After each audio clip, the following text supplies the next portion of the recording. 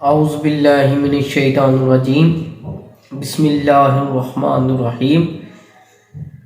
بے شمار درود و سلام آقائے دو جہاں صلی اللہ علیہ وآلہ وسلم پر۔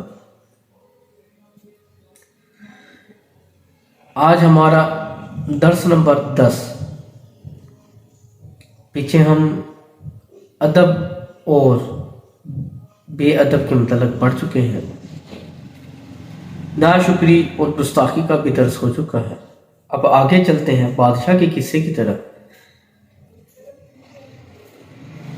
بادشاہ جب اپنے مہمان کے سامنے گیا تو بادشاہ نہیں پورا فقیر بن کر گیا، ہاتھ پھیلائے اور عشق کی طرح اسے دل و جان پر لیا، اس کے ہاتھ اور پیشانی کو چوما اور ساتھ لے جاتے ہوئے بولا، مجھے صبر کرنے سے خزانہ مل گیا۔ اب یہاں پر ایک راز صبر کہتے ہیں، صبر پہلے کڑوا لگتا ہے لیکن بعد میں میٹھا، اس کا پھل سفید ہوتا ہے۔ یہ صبر ہے۔ دیکھیں نا، بادشاہ نے کتنی مسائل مصائب اضطراب میں رہا، پھر اس کے بعد اسے منزل ملی، لیکن اسے صبر کو نہ چھوڑا۔ یہ ہے صبر۔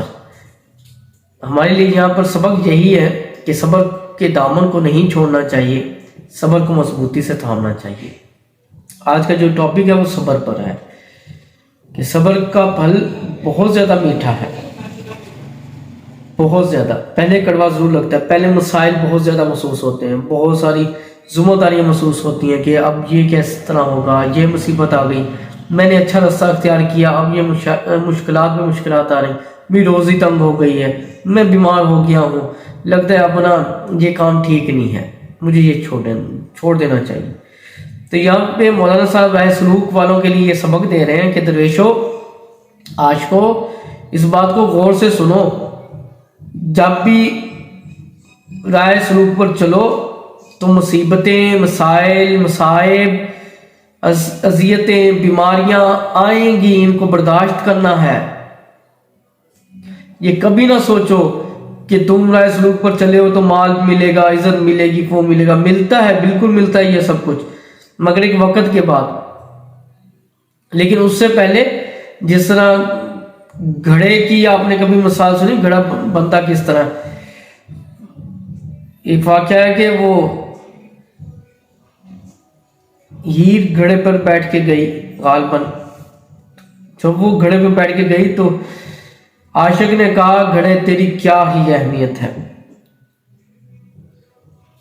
تجھ پہ بیٹھ کے میرا محبوب آیا ہے، تو میرے محبوب کی بغلوں میں بھی رہتا ہے، تو میرے محبوب کے سر پر بھی رہتا ہے، تیری کیا بات ہے گھڑے، تیری کیا عظمت ہے گھڑے۔ گھڑے نے کہا، سن پہلے یہ تو سن کہ میں یہاں تک پہنچا کیسے ہوں۔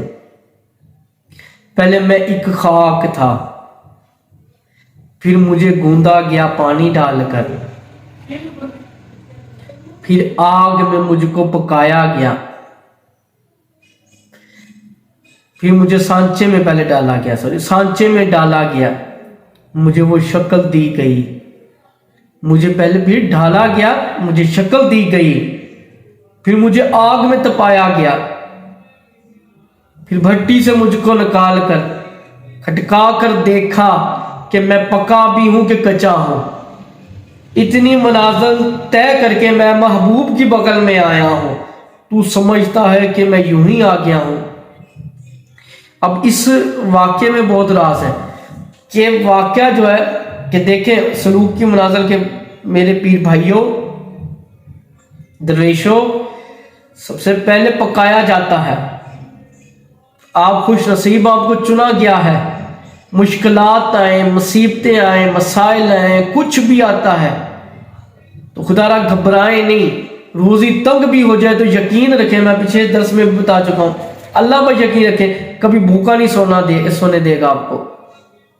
صبر کا دامن مت چھوڑیے گا، مصیبتیں مسائل برداشت کرتے جائیے، ایک وقت آئے گا محبوب کی بغلوں میں ہوں گے انشاءاللہ، ہم سب انشاءاللہ محبوب کے ساتھ ہوں گے انشاءاللہ۔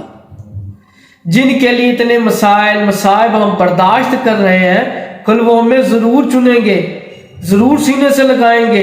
اسی امید پر زندگی جی رہا ہوں عامر، کہ کبھی تو وہ پوچھیں گے اے غلام بتا تو بھی کیا کرتا تھا، تو نے زندگی میں جو کچھ سہا وہ میرے نام پہ سہتا گیا، جو بھی ظلم ہوئے تجھ پر تو میرا نام لے کر صبر کرتا گیا۔ آ سینے سے لگ جا تجھے وہ غم بھلا دوں، آہ دیکھ لے دید میری بھلا دوں میں غم تجھ کو۔ یہ ہے محبوب کا قرب، یہ ہے محبوب کا دیدار، جب ان پر نگاہ پڑے گی سب غم بھول جاتے ہیں، ہجر کے جو وچھوڑے ہوتے ہیں وہ بھول جاتے ہیں۔ ایک محبوب کی نگاہ کی تاثیر ہی ایسی ہے، ان کی صحبت ہی ایسی ہے۔ خدا را صبر کیجئے سلوکی منازل میں۔ آج جو کچھ بھی ہم مصیبتیں مسائل برداشت کر رہے ہیں، ایک وقت آئے گا انشاءاللہ جب محبوب کہیں گے کہ تو ہمارا ہے، تو نے ہمارے نام پہ یہ بھی برداشت کیا، یہ بھی کیا۔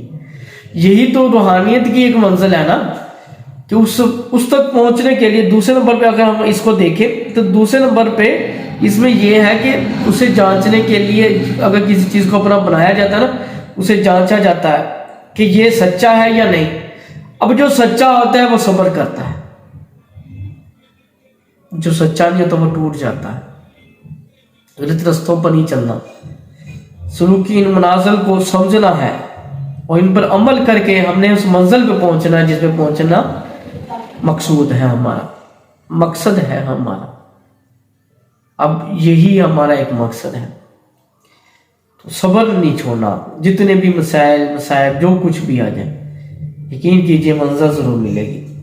وہ کہتے ہیں صبر کا پھل پہلے کڑوا، مصیبتیں مسائل مصائب سب کچھ ہے، بعد میں میٹھا، پھر سکون ہوگا، ہر طرف سے مسائل حل ہو جائیں گے، ایک نگاہ اٹھائیں گے اللہ سے دعا کریں گے حل ہو جائے گا سب کچھ۔ یہ اصل میں یہ چیزیں ہیں، پھر پھل ملتا ہے۔ پھل کیا؟ آخر میں محبوب کا دیدار ہوگا، اللہ اپنا دیدار ضرور نصیب فرمائے گا۔ یہ چیزیں ہیں، اصل میں یہ راز ہے۔ پھر آگے چلے، اور کہا اے تیری ملاقات ہر سوال کا جواب ہے، اور بے شک تجھ سے مشکل حل ہوتی ہے، اور جو کچھ ہمارے دل میں ہے تو اس کی ترجمانی کرتا ہے، جو دل میں پھنسا ہو تو اس کا مددگار ہے۔ مجلس کے بعد اسے حرم میں سرا میں لے گیا، بادشاہ مہمان کو، جو غیبی مہمان آیا تھا اسے، یا غیبی طبیب جو تھا اسے محل میں ملکہ کے پاس لے گیا، جو لونڈی تھی اس کے پاس۔ بادشاہ نے اس بیمار کے پاس لے گیا، اس نے لونڈی کا ملاحظہ کر کے بتایا کہ جو پہلے طبیبوں نے دعا دی درست نہ تھی، وہ اس کی اندرونی حالت سے واقف نہ تھے۔ اس نے مرض کو بھانپ لیا لیکن بادشاہ کو کچھ نہ بتایا۔ اب طبیب بھی کوئی ہوتا ہے جو مرض کو پہچان سکتا ہے، جو مرض کی نوعیت تک جا سکتا ہے۔ ہر کوئی اس منزل پر نہیں پہنچ سکتا، کوئی بھی اس کو اچھے طریقے سے جانچ نہیں سکتا۔ یہ بھی کسی کی کاریگری ہوتی ہے، کسی کی نظر ہوتی ہے۔ آج کے لیے اتنا ہی۔ آج کا جو راز تھا وہ یہی تھا کہ اپنے مشکلات میں صبر کیجئے اور دامن مصطفیٰ اور دامن مرشد کو تھامے رکھیں، مرشد کے در سے دور نہ ہوں، نہیں تو بھٹک جائیں گے، کیونکہ مرشد کے تصور میں ہی سب کچھ ہے، ان کے در پہ ہی سب کچھ ملتا ہے۔ مزید مجھے اجازت دیجیے اس بات سے کہ ہمارے چینل کو سبسکرائب کریں، نئی آنے والی ویڈیوز کو دیکھیں، دوستوں کے ساتھ شیئر کریں تاکہ آپ بھی اس ثواب میں شامل ہو سکیں۔ اس بات سے مجھے اجازت دیجیے گا۔ السلام علیکم ورحمۃ اللہ وبرکاتہ۔